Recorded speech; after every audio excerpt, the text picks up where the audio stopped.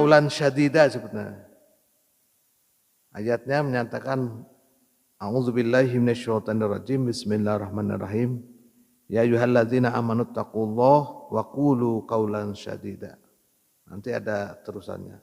Yaghfir lakum dzunubakum wa yukaffir ankum sayyi'atikum.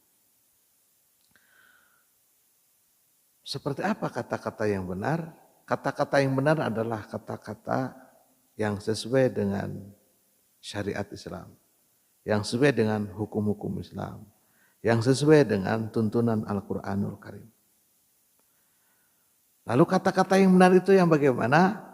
Kata-kata yang santun, kata-kata yang sopan. Jadi tidak cukup saja dengan kata-kata yang ada di dalam Al-Quran, tetapi kalau kata-katanya kita menyampaikannya menyakitkan, itu menjadi bukan kaulan syadida. Jadi benar tidak cukup, harus dengan santun. Santun tidak cukup, harus benar. Maka kedua sifat ini, benar dan santun, itu harus menyatu. Harus sebuah unity, satu kesatuan yang utuh. Makanya banyak orang yang berkata benar tetapi dengan cara yang kasar, maka tidak akan diterima dengan baik. Jadi kaulan syadida di sini ini adalah dengan benar plus yang namanya santun. Benarnya bagaimana? Benar menurut syariat Islam, benar menurut sunnah-sunnah Rasul, benar menurut Al-Quranul Karim. Benar menurut tidak hanya saja tadi benar terus dikatakannya secara keras atau secara kasar, tetapi harus secara santun. Itulah kata-kata yang benar. Makanya tatkala kita menyatakan yang benar, ini tidak lantas kita menyatakan diri paling benar lalu menyalahkan orang lain. Itu menjadi bukan kaulan syadida. Makanya ada kesananya lah. Kaulan syadida, kaulam ma'rufa. Ini yang disebut dengan kesantunan berbahasa. Jadi sesuatu yang benar itu harus disampaikan dengan santun. Syadidun wa ma'rufun. Benar dan santun. Supaya orang itu tidak salah terima.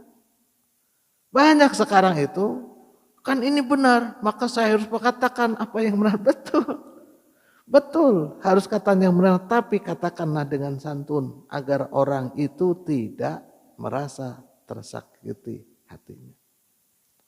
Kenapa? Karena kita tidak tahu situasi seseorang itu sedang bagaimana. Contoh katakan saja lah. Kita melihat orang yang sedang mabuk. Ya, harus mabuk. Terus selanjutnya kita memperingatkannya dengan cara yang kasar.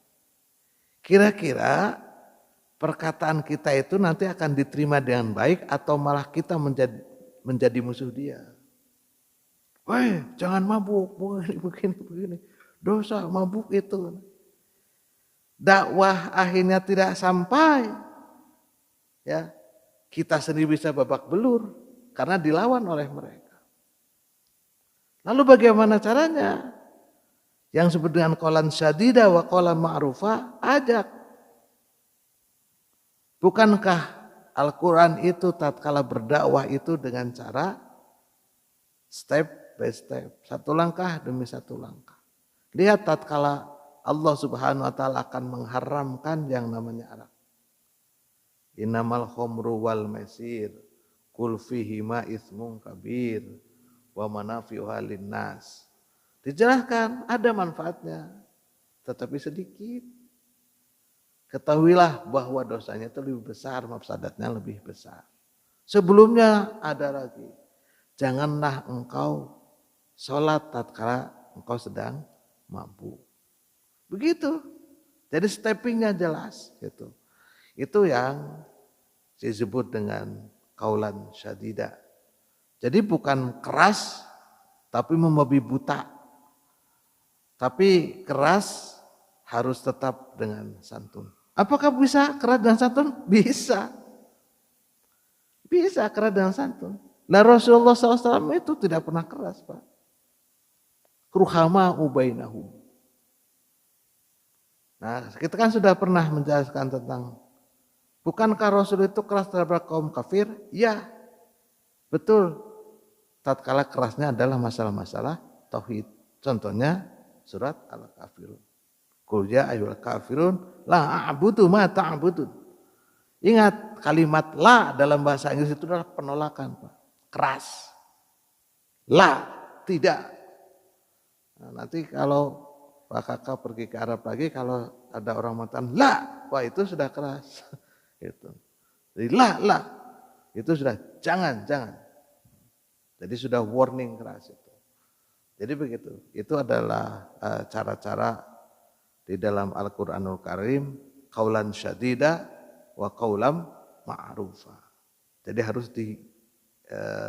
sadid diikuti dengan ma'ruf.